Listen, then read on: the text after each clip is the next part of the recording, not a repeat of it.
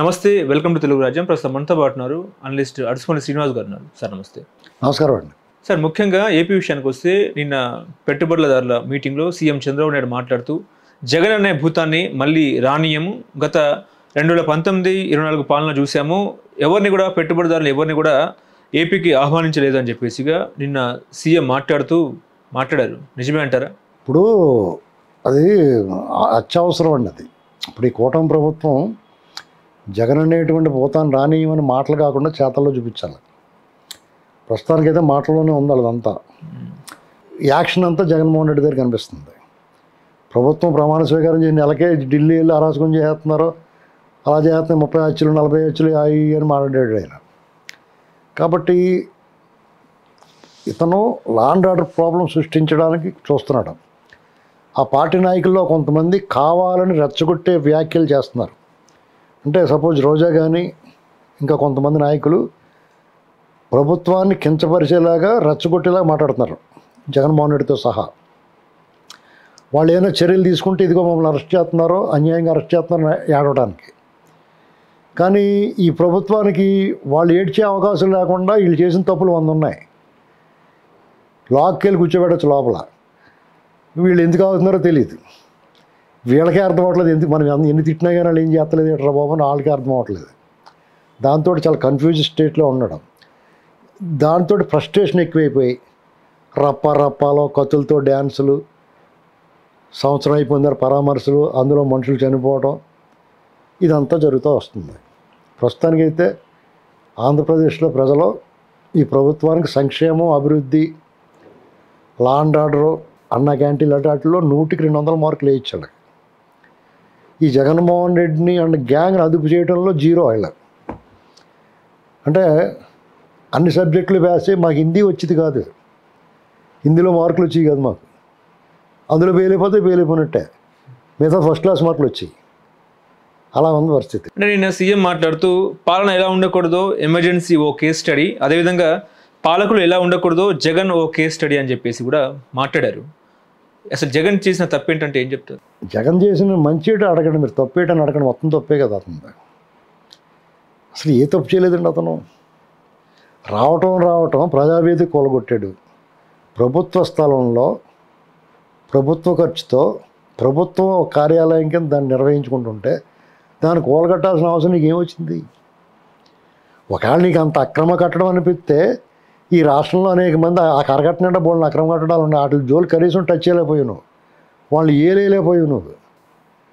నీ చేతిలో ఉన్నది కాబట్టి నువ్వు కూర్చున్నదాన్ని, నువ్వు కూర్చున్న కోమని అరుకున్నావు నువ్వు. ప్రభుత్వ సొమ్ము బొక్కే కదా, 50 కోట్లు 30 కోట్లు 10 కోట్లు ఎంత, 8 కోట్లు ఎంతైనా కానీ 8 కోట్లు అంట, ఎంతైనా లాసే కదా. ఆ ఏసీలు గీసీలు కూడా దొబ్బుపోయారు, ఎవరు దాన్ని ఆజలేదు. నీకు అంత జాగ్రత్త పరుడు, చాలా మంచివాడు అయితే ఆ రోడ్లతో ఊగిపోతుంటే ఎందుకు ఊరుకున్నావు? ఈ ప్రభుత్వం కూడా వచ్చిన తర్వాత రోడ్లతో ఊగిపోయిన వాళ్ళ మీద కేసులు లేవు, దాని మీద దర్యాప్తు లేదు. అతను ఏం పరిపాలన చేయండి? ఇసుక ఎంతమంది పొట్టగొట్టాడండి, మద్యం వాళ్ళ రక్తం తాగాడు, వాళ్ళ ఆరోగ్యాలతో ఆడుకున్నాడు, కుటుంబాలు అనాథలు అయిపోయినాయి. నీ సంపాదన కోసం నీ అక్రమంగా సంపాదించడం నీకు ఏం లోటు, ఏం చేసుకుంటావు డబ్బు? అనేక మంది అనారోగ్యం పాలైపోయారు, అనేక మంది చనిపోయారు, వాళ్ళ కుటుంబాలు ఇదిలో పడిపోయినాయి. ఏం సాధించావు? ఏం పాలన బాగుందండి? వెంటాడు మాట్లాడిన వాళ్ళు మొగమే కొట్టారు, యంత్రాంగాన్ని నిర్వీర్యం చేసు, అపహాస్యం చేసు, వ్యవస్థలని కోటాదేశాలు బేఖాతరు చేసు, భూములు ఇచ్చిన రైతులు ఉసురు పోసుకున్నావు. అన్నీ తప్పులే. రాష్ట్రానికి పెట్టుబడులు వచ్చారు, వాళ్ళందరూ జాకీని ఇంత తరిమేశావు. నీ ఎంపీ ఒకడంత ఉంటాడు, ఇలా చూపించాడు కియా మోటార్స్ వాళ్ళ దగ్గరికి వెళ్ళి. తర్వాత ఏంటండి ఇలాంటి వాళ్ళందరినీ పెట్టుకుని నువ్వు మాట్లాడితే బూతులు నువ్వు చెవులోంచి రక్తం వచ్చేసి మాటలు. పార్టీ ఆడవాళ్ళని, మహిళలు అసెంబ్లీలో అసభ్యకరంగా మాట్లాడడం, వాళ్ళు కించపరుస్తాం, చంద్రబాబు గారు వాళ్ళని కించపరుస్తా, వాళ్ళ కుటుంబాన్ని కించపరుస్తుంటే పిచ్చినవ్వులు నవ్వుకుంటూ కూర్చున్నావు నువ్వు 2 రోజులాగానే. ఇవన్నీ అవసరమా? ఒక హుందాగా ఉండొద్దు? ఒక ముఖ్యమంత్రి ఎలా ఉండాలో అలా ఉండకుండా ఖచ్చితంగా అతని పరిపాలన ఎలా ఉండకూడదో పాలన అంటే చాలా జగన్మోహన్ రెడ్డిని చూపించవచ్చు. కేస్ స్టడీ మ్యూజియంలో పెట్టగలుగుతుంది. అసలు రాష్ట్రం అంతా కూడా పోస్టర్లు వేయాలి ఇతను చేష్టలు. సర్వేర్ ఆళ్ళవే బొమ్మల కాడి నుంచి, కృషికొండ తవ్వేయటం దగ్గర నుంచి, సుధాకర్ గారిని చంపేయడం గురించి, తోటచంద్ర అన్నీ కూడా పోస్టర్లు నిక్షిప్తం చేయాలి, గ్రంథస్థం చేయాలి. ఎక్కడికక్కడ పోస్టర్లు ఎప్పటికప్పుడు కొన్ని యాడ్ ఏజెన్సీల దగ్గర అవి తీసుకుని నియాన్ లైట్లో మెరుస్తూ ఉండాలి. ఈ యాడ్లు చూస్తూ ఉండాలి, ప్రతిరోజు చూడాలి. వీళ్ళ దుర్మార్గాలు, అరాచకాలు అన్నీ, వీళ్ళ దోపిడీ, మద్యం మీద, వాటి మీద ఆ క్లిప్పింగ్లు ఉంటాయి కదా, వీళ్ళు కంటైనర్ల మీద దోసేసి అవన్నీ కూడా ఆ క్లిప్పింగ్లు కనబడతాం. సోషల్ మీడియాలో కాదు, డైరెక్ట్గా పబ్లిక్లో పెట్టాలి. అవసరమైతే టైమ్ స్క్వేర్లో కూడా పెట్టాలి. అమెరికా వెళ్ళిపోయి ప్రపంచం అంతా చూడాలి. ఎమర్జెన్సీ అంటారా? డెఫినెట్గా ఎమర్జెన్సీ అనేటువంటి ఈ దేశం ఇవాళ కూడా ఎమర్జెన్సీ ఉంది. ఇవాళ లేదు ఎమర్జెన్సీ. నువ్వు అరడగలవా సేచ్గానే మొహం పగిలిపోదా నీకు. అప్పుడు ఆ కాలం వేరు, ఆ నాయకులు వేరు, ప్రజల పట్ల ఎంతో కొంత బాధ్యత ఉన్న మనుషులు ఉండేవారు. ప్రజలు కూడా బాధ్యతాయుతంగా ఉన్నారు. ఇవాళ పక్కన చచ్చిపోతే కూడా ఆవిడ పట్టించుకోవట్లేదు. ఇలాంటి జగన్మోహన్ రెడ్డి బందిపోటు దొంగను సమర్థించి వాళ్ళు ఉన్నారు, ఇవాళ అప్పుడు లేరు. ఇందిరాగాంధీ గారిని ఆవిడ సొంత నియోజకవర్గంలో కూడా ఓడించారు అప్రజాస్వామికంగా వెళితే. ఒక 50 ఏళ్ళకి ఇప్పటికీ మార్పు అదే. ఇవాళ వీళ్ళు దోచు తినేస్తున్నారని తెలిసినప్పుడు అప్పుడు ఒక 10 పైసలు పెట్రోల్ పెరిగితే ధర్నాలు చేసేవారు, ఉద్యమాలు చేసేవారు. ఇవాళ కమ్యూనిస్టులు బలహీనపడటం కూడా దేశానికి నష్టం. ఇవాళ సిపిఎం నాయకుడు అంటే ఎవరో జగన్మోహన్ రెడ్డి గారికి ఆయనకి మద్దతుగా మాట్లాడుతున్నాడు. ఆయన ఎంత దారుణం దిగజారిపోయారు వాళ్ళు. ఏంటండి వైజాగ్కి సంబంధించిన ఒక ఆయన. మరి ఇక కాలం మారిపోయింది అంతే. చంద్రబాబు నాయుడు గారు అన్నారంటే అనరా మరి. ఎమర్జెన్సీ ఇప్పుడున్న పరిస్థితులు, ఇప్పుడు అప్రకటిత ఎమర్జెన్సీ. ఇప్పుడు ఏ రాష్ట్రం, దేశం మొత్తం అంతా మన ఆళ్ళీళ్ళు అని చెప్పడం లేదు. ఇప్పుడున్న కూటమిలో కూడా మనం అవరక్షణ చేయటం లేదు. వాళ్ళకి వ్యతిరేకంగా మాట్లాడితే నడండి అంటారు అంతే. జగన్ బ్యాచ్ని తప్ప మిగతా వాళ్ళు పట్టిపోతారు వాళ్ళు. అంటే గతంలో చంద్రబాబు నాయుడు తీసుకొచ్చిన బ్రాండ్ని జగన్మోహన్ రెడ్డి అడ్డుకున్నారా అంటే ఏం చెప్తారు? ఖచ్చితంగా అనుమానం ఉంది. ఇప్పుడు 14 నుంచి 19 వరకు చంద్రబాబు నాయుడు గారు నానా తంటాలు పడి ఏదో ఒక లైన్లో తీసుకొచ్చాడు, దాన్ని చెడగొట్టేశాడు. మొత్తం ఆంధ్రప్రదేశ్ పేరు చెప్తే అడిలిపోయి చేయడు. మనకి ఎప్పుడైనా కత్తులు పట్టుకు డ్యాన్స్ చేస్తాం ఉందా? ఈ రప్ప సీన్లు ఉన్నాయా మనకి? ఏమో ఉంటే ఆళ్ళు నరుకుని చచ్చిపోయారు అక్కడక్కడ. దాన్ని కూడా కంట్రోల్ చేశాడు చంద్రబాబు గారు. ఇవాళ మళ్ళీ చల్లరేపు జగన్మోహన్ రెడ్డి అనేటువంటి వాడు ఆయన పాదం పెట్టే సర్వనాశనం ఆంధ్రప్రదేశ్. అతను రాజకీయాల్లో ఉన్నంతకాలం ఆంధ్రప్రదేశ్ ఉక్కిరి బిక్కిరి అయిపోతా ఉలిక్కి పడుతూనే ఉంటుందండి. ప్రశాంతత ఉండదు. అది కూటమి ప్రభుత్వం అది గ్రహించి రాజకీయాల నుంచి అతను లేకుండా చేయాలి, లేదా జైలు పెట్టేయాల. అన్ని నేరాలు చేశాడు అతను. ఇప్పుడు అతను ఎంత తెలివైనడంటే అతను కారాగార వాసం ఉంది. వైజాగ్లో ఇత్తడి తెపాళ స్వామి ఉన్నాడు ఒక అతను, స్వరూపానంద స్వామి అని. అతను ఏం చెప్పుంటాడంటే, నీకు కారాగార వాసం ఉంది, దాన్ని ఆ పరిహారం ఏదో చేసుకోమని చెప్పుంటాడు. మనం వెళ్తాం కదా, గుళ్ళోకి వెళ్తాం. మనకి ఏలినాడు శని ఉంది, మీరు పరిహారం చేసుకోండి, కొంతమంది శనగలు పంచిపెట్టండి, లేకపోతే నల్లగొడ్డ ఇవ్వండి, కోడిని కోయండి, లేకపోతే గుళ్ళో అయితే అభిషేకాలు చేయించండి, సుబ్రహ్మణ్య స్వామికి పూజలు చేయండి, ఇలాంటివి చెప్తారు కదా. అలాగే తనకి నీ ఇంటి చుట్టూరు జైల్లో ఉన్నట్టే జైలు గోడల్లా కట్టించుకో, జైల్లో ఉన్నట్టే ఉండి ఎవరికే బయటికి కనపడుకో. బయటకు వస్తే కూడా పరదాలు అందుకుని కట్టుకున్నాడు. పరదాలు కట్టుకుని రోగం దేనికి కట్టుకున్నాడు? పరదాలు అతను ముఖ్యమంత్రి, ఫుల్ సెక్యూరిటీ ఉంది. పరదాలు ఎందుకు కట్టుకున్నాడు? చెట్లు ఎందుకు కుట్టించాడు చెప్పండి, దానికి కారణం చెప్పండి. కాబట్టి అతను కారాగార వాసం చేసేసినట్టు లెక్క మన దేవుడి లెక్కలో, విధి లెక్కలో. అంటే దీన్ని మీ యోగం నీకు ఇన్నాళ్ళకు జైలు యోగం ఉందన్నారు అనుకో, ఆ జైలు యోగం అయిపోయినట్టు అన్నమాట. ఎన్నాళ్ళు అయిపోయింది? 5 ఏళ్ళు. అంతకుముందు కూడా సరిగ్గా కనపడి, ఇప్పుడు మళ్ళీ ఈ సంవత్సరం కూడా సరిగ్గా కనపడట్లేదు కదా. అతనికి ఒక 7 ఏళ్ళు చేయమని ఉంటారు, 5 ఏళ్ళు అయిపోయింది. అంతకుముందు సంవత్సరాలు చేయడు కాబట్టి ఏం లేదు నీకు, ఆ యోగం తప్పుతుంది నీకు అన్నాడు. అందుకునే కదా మరి నిజంగానే అలాగే అతను జైలుకి వెళ్తలేదు. ఎవడో ఆ బెయిల్ రద్దు చేయమని అడుగుతలేదు. ఈ ప్రభుత్వం అడగొచ్చు, ఏమంటే అతను రూల్స్ అని వైలేట్ చేస్తున్నాడో, సమాజంలో అశాంతి రగులుతున్నాడు, అడ్డగోలుగా చేస్తున్నాడు, ఇలా రప్ప అంటున్నాడు, రక్తం అంటున్నాడు, అది అంటున్నాడు, ఇది అంటున్నాడు, ఈ బెయిల్ రద్దు చేయండి బాబు, నీ ప్రభుత్వమే అడగచ్చు డైరెక్ట్గానే. ఎందుకు అడగట్లేదు? ఆ యోగం అయిపోయిందేమో అనుకుంటున్నాను నేను. క్షుద్ర భోజనం చేయించాడు మాంత్రికుడు అంటాడు. ఇప్పుడు అతను చేయకపోయినా ఎవరో ఒకరితో చేయిస్తాడు. హిమాలయాల్లోకి వెళ్ళిపోయి ఆ గోరీలకు వాళ్ళ చేత ఇతను ఏదైనా క్షుద్ర పూజలు కూడా ఉంటాయి, మృత్యుంజయ హోమాలు ఇలాంటివి ఉన్నాయి కదా. పివి నరసింహరావు గారు స్వయంగా చెప్పారు, వాళ్ళు చేయించడం చెప్పారు కదా పివిఆర్కే ప్రసాద్ గారు. ఇలాగా ఇతను చంద్రబాబు గారు ఊరికనే అనలేదు, కానీ వాళ్ళ మాటల్లో ఉన్న చేతల్లో లేదు. ఇతను రాష్ట్రంలో మిగతా వ్యవహారాల్లో ఈ కూటమి ప్రభుత్వం నెంబర్ 1 బ్రహ్మాండం చేస్తుందండి. ఒక జగన్ గ్యాంగ్ విషయంలో మాత్రం జీరో, ఏం చేయట్లేదు వాళ్ళు. అంటే గతంలో జగన్మోహన్ రెడ్డికి భయపడే పెట్టుబడిదారులు రాలేదు అంతే అంటారా? అలా కాదండి, భయపడి కాదండి. వాళ్ళ ప్రయోజనం ఏంటి? మీరు ఒక పెట్టుబడి పెట్టాలి, ఒక వ్యాపారం చేయాలి. మిమ్మల్ని అక్కడ కుదురుగా అప్పుడు మీరు వచ్చినప్పుడు పెట్టుబడి పెడతామంటే ఇక్కడికి వచ్చారు, మాకేంటి అని అడుగుతున్నారు ఫస్ట్ పాయింట్. తర్వాత మిమ్మల్ని ప్రశాంతంగా ఉండేవారు, మాకు వాటా ఇమ్మంటున్నారు. మామూలుగా ఇదివరకు కమిషన్ తీసుకుంటామో ఏదో ఉండి పూర్వం, తర్వాత వీళ్ళే మా రండి మా రాష్ట్రంలో పెట్టుబడి పెట్టండి అనేటువంటి పరిస్థితి తీసుకొచ్చారు. అలాంటిది అలా ఇప్పుడు పోయి నువ్వు ఇక్కడ రావాలంటే మాకు వాటా ఇవ్వాలి, అది మీ వ్యాపారం నాకు అప్పచెప్పుకోవాలి, ఇలాంటివి అంటే మీరు ఇన్ని కార్లు తయారు చేస్తే ఇన్ని కార్లు మాకు పంపాలంటుంటే ఎలా ఉంటుంది వాళ్ళకి? ఎందుకు వచ్చిన గొడవ బాబు, వెళ్తే లాండ్ ఆర్డర్ ఉండదు, కత్తులు కటార్లు వేసుకొస్తున్నారు, మనకి ఎందుకు వచ్చిన గొడవ పోతారు. మీకు అమర్రాజాపేటలో ఉద్దేశపూర్వకంగా తరిమేశారు, వాళ్ళు 25,000 కోట్లు పెట్టుబడి పోయింది, 8,500 కోట్లు పెట్టుబడి పోయింది, 25,000 మందికి ఎంప్లాయ్మెంట్ పోయింది. అక్కడ తెలంగాణలో పెట్టినారు హాయిగా, కిక్కురు మన కూడా దాని చప్పుడు ఉందా, హాయిగా పెట్టుకున్నారు, వాళ్ళకి ఉద్యోగాలు ఇచ్చుకుంటారు. మరి ఎందుకు వదిలిచ్చాడు? పైగా మేమే పంపన్నాం అంటున్నాడు సజ్జరామి. వాళ్ళు బాబు సొమ్మిది బుద్ధి లేదాడికి, నిన్ను బొమ్మన్నారు ప్రజలు, మరి నువ్వు ఎల్లగొట్టేసావు ఆ పెట్టుబడి, ప్రజల పరిస్థితి ఏంటి? అంతుకొని పట్టుకు తోలు తీసేయమంటే వీళ్ళేమో నోరు మూసి కూరుకుంటున్నారు, పైకి కిందకి చూస్తున్నారు వీళ్ళు.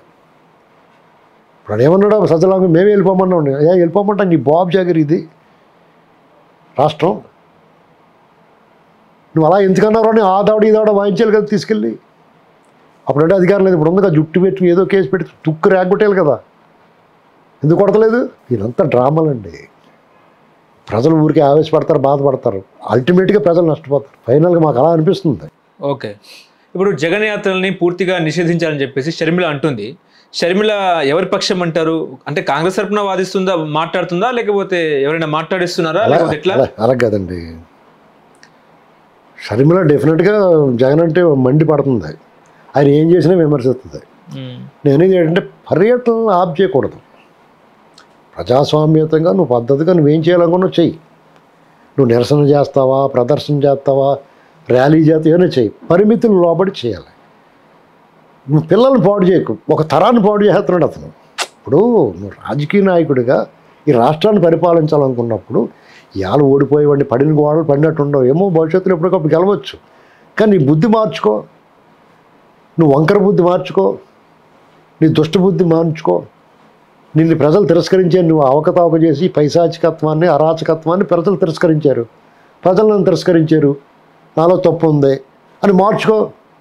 యేసుప్రభువుని ఆదర్శంగా తీసుకో, దయామయుడిగా ఉండు, కరుణామయుడిగా ఉండు, ప్రజల పట్ల బాధ్యతగా ఉండు. మీకోసం మీ పిల్లల కోసం ఏడవండి, నా కోసం నా ఏడుపు మొహం కోసం ఏడవకండి అని చెప్పు ప్రజలకి. ఆ మాట ఎందుకు చెప్పట్లేదు? యేసుప్రభు ఏం చెప్పాడు? మీకోసం మీ పిల్లల కోసం ఏడవండి అన్నాడు. అలా చెప్పాలి కదా. నా కోసం కత్తులు పట్టి తిరగమని చెప్తే దళితులకి రెడ్లకే వాళ్ళిద్దరూ నష్టపోతున్నారు, మిగతా ఎవరు బయట రావట్లా. వాళ్ళలో కూడా ఒక సగం మంది ఇప్పుడు వదిలిపోతారు, దూరంగా పోతున్నారు. ఇంకా పాడు చేసేసిన ఫ్రస్ట్రేషన్లో నీలో మార్పు ఎలాగ వస్తుంది? ప్రజలు నిన్ను మళ్ళీ ఆదరించాలంటే నువ్వు చేయాల్సిన ఇప్పుడు 10 ఏళ్ళు పోయిన తర్వాత నీకు వయసు ఉంది కదా, ముసలోడు అయిపోతావు, 60 ఏళ్ళే వచ్చేస్తాయి. నేను చంద్రబాబు నాయుడు గారు 10 ఏళ్ళు దూరంగా లేడా? 2004 నుంచి 2014 దాకా దూరంగా లేడా? ఎన్ని ఆటుపోట్లు ఎదుర్కొన్నాడో, ఎంత ఒత్తిడి ఎదుర్కొన్నాడో. ఒక పక్కన తెలంగాణ ఉద్యమం, ఒక పక్కన నీ బాబు చచ్చిపోయి ఈ గొడవ, డిపాజిట్లు పోయే వాళ్ళకి, ఒక పక్కన పార్టీలు కూడా అందరూ పోయి ఆ లక్ష్మీపారతో ఆర్మెంట్ పెట్టి తెగబాయించేసేది, వచ్చి రకరకాల పాటలు పాడేసేది. ఇవన్నీ తట్టుకుని అయినా మళ్ళీ అధికారంలోకి వచ్చాడు. అది కార్య దీక్షా దక్షులు, అసాధ్య సాధకులు వాళ్ళు. నువ్వు ఒకసారి ఓడిపోయేపటికి ఎరుమోగం వేసుకు చూస్తున్నావు, పిచ్చి మాటలు మాట్లాడుతున్నావు. నువ్వేం చేయాలంటే, నేను తప్పు చేశాను, నన్ను ఓడించారు మీరు, నేను మార్చుకుంటాను, నన్ను ఈ కానీ తలాది సరిగ్గా దూకుంటాను, నూనె పెట్టుకుంటాను, శుభ్రమైన బట్టలు వేసుకుంటాను చెప్పలు. స్కూల్ పోయినా ఉన్నా, స్కూల్లో తిట్టారు ఇంకో, ఎట్రా మురికెదవా బట్టలు ఎలా ఉన్నాయి, తల దూకునరా అన్నాడు మాస్టర్. అలాగే మాస్టర్ అండి తల దూకుని వస్తారండి, బొట్టెట్టుకుని వస్తారండి చెప్తాడే. అలాగే నువ్వు కూడా ప్రజల దగ్గరికి వెళ్ళి నేను జాగ్రత్తగా ఉంటాను, మీ సమస్యలు ఉంటే నేను చెప్పండి, పరిష్కరిస్తాను, నేను దొబ్బేసిన డబ్బుల్లో ఎంత కొంత ఇస్తాను మీకు అని చెప్పాలా. అప్పుడు ప్రజలు వీడు అప్పుడు అనుకున్నాం కానీ మంచివాడారా బాబు అని వెంటనే మర్చిపోతారు ప్రజలు, అమాయకులు. నువ్వు మళ్ళీ నవ్వుతో మొగం పెట్టుకుని ఈ పిచ్చి చేష్టలు చేయకుండా జాగ్రత్తగా వచ్చి నిజమైన సమస్యలు బోళలు ఉంటాయి. ప్రభుత్వం తప్పులు చేస్తుంది, బోళని తప్పులు చేస్తారు. అసలే ఆ తప్పులను పట్టుకుని దాని మీద మృదువుగా నువ్వు మృదువుగా మాట్లాడితే కూడా వాళ్ళు కూర్చోబడిపోద్ది, టకటకమని సాల్వ్ చేస్తారు. అప్పుడు మంచి పేరు వస్తుంది నీకు. అంతేగాని పీకులు కోసేస్తాం, నరికేస్తాం, తొక్కుంటా పోతాం అంటే ఓరు బాబు మళ్ళీ మారలేదురా బాబు, వీడు అసలు ఉద్దర బాబు అనుకుంటారు. సింగే ఇన్సిడెంట్లో జగన్మోహన్ రెడ్డిని తప్పించే కుట్ర జరుగుతుందా అంటే ఏం చెప్తారు? తప్పించే కుట్ర, తప్పించడం అంటే ఎస్పీ ఒక విధంగా మాట్లాడారు, వీడియో రాకముందు ఒక విధంగా, వీడియో వచ్చిన తర్వాత ఒక విధంగా మాట్లాడారు. అలా కదండి, కింద స్థాయి సిబ్బందిని వీళ్ళు లైన్లో పెట్టుకుని ఉంటారు అక్కడ. ఓరు బాబు కారు కాదని చెప్పంటారా, ఎవడో చూడడానుకున్నారు. ఇది డ్రోన్ల యుగం, ప్రతి ఓడి చేతిలో ఫోన్ ఉంది, సీసీ కెమెరాలు ఉంటాయి. ఆ ప్రయత్నం చేసి ఉండకూడదు. కింద స్థాయి సిబ్బంది తప్పుడు సమాచారం ఇచ్చారు ఎస్పీకి. ఎస్పీ అంత మంచి చెడ్డోడేం కాదు, వాళ్ళ సిబ్బంది చెప్పినప్పుడు అతను దాన్నే చెప్పాడు. పోలీసులను కొన్నారంటారా? పోలీసులను కొన్నారంటారా? కొనక్కలేదండి, వాళ్ళు ప్రేమించి కూడా 3 మంది ఉంటారు. జగన్ ఎవరికి రూపాయి ఇవ్వడండి బాబు. మామూలు మీడియాకి ఇస్తాడు, మీలాంటి వాళ్ళకి ఇస్తాడు కావాలంటే, వాళ్ళ తరపు మాట్లాడతానికి. అంతేగాని వీళ్ళకి ఏం ఎవరో వాళ్ళే ప్రేమించేస్తారు జగన్ని. దొంగోళ్ళు బాగా ప్రేమించుకుంటారు. అలాంటి వాళ్ళు చాలామంది ఉన్నారు అతనికి. అతను ఉన్నప్పుడు ఇతను పెట్టకపోయినా వాళ్ళు దోచుకుంటాం అడ్డం లేకుండా ఉంటుంది. ఆ ప్రేమ ఉంటుంది, కులం ఉంది, మతం ఉంది, ఇలాంటి అనేక రకాల అటాచ్మెంట్స్ ఉన్నాయి అతనికి. అది వర్కౌట్ వీళ్ళకి ఉండదు. వీళ్ళు ఏంటంటే పని అయిపోయింది, అది ఎవరు నువ్వు అంటారు కాబట్టి వీళ్ళ వెనకాల ఎవరు ఉండరు. నిజంగా అభివృద్ధి కోరుకునే వాళ్ళు, సమాజ హితం కోరుకునే వాళ్ళు ఇక వేరే దారిలాగా వీళ్ళ వెనకాల ఉంటారు. అర్థమైందా? జగన్ దగ్గర అచ్చంగా అతను కావలసిన వాళ్ళకి ఏ పొట్లం ఇవ్వాలో ఆ పొట్లం ఇచ్చేస్తాడు. తను దొబ్బేసిన దాంట్లో ఆఖరిని కొన్ని వదిలేసిపోతాడు, పట్టుకుంటారు మీరు అని. అలా వీళ్ళు చేయరు కాబట్టి అలాంటి హెల్ప్స్ అతను వద్దనుకున్నా దొరుకుతాయి సహాయాలు. అలాగే ఎవడో చెప్పాడు, ఇలా చెప్పించారు. ఆ తలసరి రఘురామ ఎవరో అతను చెప్పాడంట, అదే చెప్పాడు అతను. తర్వాత వీడియోలు బయటకు వచ్చిన తర్వాత 4 ఖర్చుకున్నారు వాళ్ళు. మన్నాడే తెలిసింది వాళ్ళకి.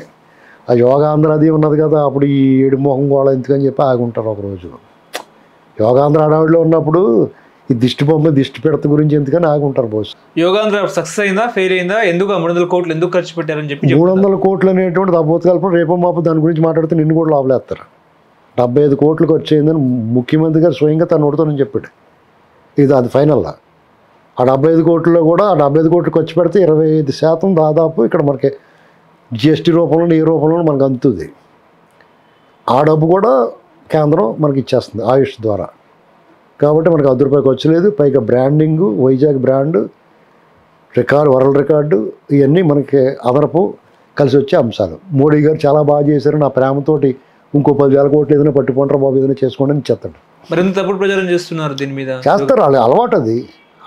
వాళ్ళలాగా వీళ్ళు అక్కడ బీచ్లో మొక్కసన పొత్తులు కాల్చుకునే వాళ్ళు, ఫ్రైడ్ రైస్లు వేసి వాళ్ళని, లేకపోతే వీళ్ళు ఐప్యాక్లో ఇంత లాభం ఉన్న వాళ్ళు కోట్లు వేసుకొచ్చి వాళ్ళని ఇన్వెస్టర్స్ కింద, వాళ్ళ ఆఫీసర్స్ కింద చూపించారు వాళ్ళు. ఒకసారి వీళ్ళు కుడివాడ అమర్నాథ్ వీళ్ళందరూ కలిపి పెద్ద డ్రామా చేశారు కదా, అలా వీళ్ళు చేయలేదు. అలా విమర్శిస్తారు, ఎందుకంటే వీళ్ళతోటి పోటీ పడలేరండి పెట్టుబడుల విషయంలో. ఇప్పుడు వీళ్ళు ఒకళ్ళు చూస్తే పెట్టబుద్ధి వద్దు, ఒకళ్ళు చూస్తే కొట్టబుద్ధి వద్దు అంటారు. జగన్మోహన్ రెడ్డి వాళ్ళు చూస్తే దొంగళ్ళే కనపడతారు, వీళ్ళు చూస్తే కొంచెం పరిపాలకులుగానే కొంచెం రాయల్గా కనపడతారు. ఆ క్లాస్ రిచ్ లుక్ ఉంటుంది వీళ్ళ దగ్గర, జెంటిల్మెన్ లాగా. వీళ్ళంతా ఏడా తొట్టి గ్యాంగ్ అన్నట్టు ఉంటారు వీళ్ళు. ఏంటి సార్ మళ్ళీ అమరావతిలో ల్యాండ్ పూలింగ్ ఎందుకు, మళ్ళీ 45,000 ఎకరాలు ఎందుకంటే ఏం చెప్తారు? నా ఉద్దేశం కూడా ఒకవేళ అవసరం ఉండి పూలింగ్ చేయాలనుకుంటే కూడా అప్పుడే దాని గురించి మాట్లాడాల్సిన అవసరం లేదనుకుంటున్నాను నేను. ఎందుకంటే ఆల్రెడీ ఉన్నదాన్ని డెవలప్ చేసి చెప్పి ఇదిగో ఇది చేసేసాం, ఇది కూడా కావాలంటే ఇస్తారు. లేదా వాళ్ళ ప్లాన్ ఈ టర్మ్లో దాన్ని ముందుకు వెళ్ళనివ్వరు. ఎందుకంటే ఇది కంప్లీట్గా ఈ టర్మ్లో పూర్తి చేస్తారు. అమరావతికి ఒక కొలికి తీసుకొచ్చి నెక్స్ట్ ఎలక్షన్స్కి దీన్ని చేయాలి కదా అని చెప్పి చూపిస్తానికి అడుగుతున్నారేమో అనుకున్నాను. నారాయణ గారు అత్యుత్సాహంతో కొంచెం ముందు మాట్లాడండి దాన్ని. ఈ ప్రభుత్వం బాగానే ఉందండి. జగన్మోహన్ రెడ్డిని ఎంత చెప్పినట్టుగా జాగ్రత్తగా ఉండి ప్రజల్లో కోణంలో బాధ్యతగా వ్యవహరిస్తే ఈ రౌడీ గ్యాంగులు, ఈ రౌడీ షీట్లకు మద్దతు ఇవ్వటం, జైల్లో ఉన్న వాళ్ళని పరామర్శ చేయటం, ఇవన్నీ న్యూసెన్స్. అతని చెడ్డ పేరు వస్తాయి. పోనీ వాళ్ళు ఎవరన్నా స్వాతంత్ర పోరాటంలోనా లేకపోతే ప్రజల కోసం పోరాడిన వాళ్ళు జైల్లో ఉన్నవాళ్ళ కాదు. ఒకడేమో క్వాడ్స్ తవ్వకాల్లో దొంగ, ఒక అరటి తోటలు కొట్టేసి ఈ నందిగం సురేష్ ఈ బ్యాచ్ అంతా ఎలాంటి బ్యాచ్ వీళ్ళంతా పెద్ద పెద్ద నేరాలు చేసిపోయారు వీళ్ళు. ఇంకా వాళ్ళకి ఏం వెళ్తాడు ఇతను పరామర్శకి. కాబట్టి అతను అది మార్చుకోవాలి. మార్చుకుంటే డెఫినెట్గా ఇవాళ కాదు రేపు ఎప్పటికప్పుడు పని జరుగుతుంది. ఇప్పుడు కేసీఆర్ గారు ఒకసారి ఉప ఎన్నిక వచ్చింది తెలంగాణలో, అట్టప్లావ్ అయిపోయింది వాళ్ళని. ఆయన నేను రాను నేను మానేస్తున్నాను, నేను ఎలక్షన్లో రాజకీయాలు వదిలేస్తున్నాను అన్నాడు. కానీ అందరూ మళ్ళీ బతిమాలు తీసుకొచ్చారు. 10 ఏళ్ళు అధికారంలో ఉన్నాడా లేదా? ఉద్యమం ఉధృతంగా తీసుకొని రాగలిగాడా లేదా? 2009 ఎలక్షన్లు ఓడిపోయిన తర్వాత ఇంట్లోంచి బయట రాలేదు అతను. మరి తర్వాత ఆయన వైభవం 10 ఏళ్ళు అధికారం, అంతకుముందు 4 ఏళ్ళు బ్లాక్ మెయిలింగ్లో ఉన్నారు కదా. ఇప్పుడు మళ్ళీ వాళ్ళు దరిద్రం పట్టుకుంది వాళ్ళకి. ఇప్పుడు మళ్ళీ వాళ్ళ అమ్మాయి ఏమో ఆంధ్ర గురించి మాట్లాడుతుంది. ఈ అవసరమా? అందరు కలిసిమెలిసి ఉంటున్నప్పుడు ఇప్పుడు ఇక మళ్ళీ సార్ ఆ అసెంబ్లీ సీట్లు 10 కూడా వచ్చేలా ఉన్న వాళ్ళకి జల్లిపోతారు వీళ్ళు అందరూ. రేవంత్ రెడ్డి తోట ఆడినారు చూసో, తోట అని పాట పాడాడు ఒక, నిజంగా తోటయే, వీళ్ళని వదలడం. హలో, తెలుగు రాజ్యం ఛానల్ చూస్తున్నారా? సామాజిక రాజకీయ జీవన చిత్రణే తెలుగు రాజ్యం. అతిశయోక్తులు అసత్యాలు ఉండవు. రాజకీయ కోణం కాదు, ప్రజా కోణమే కొలబద్ద. తెలుగు రాజ్యం వీక్షణ మీ ఉత్తమ అభిరుచికి నిదర్శనం.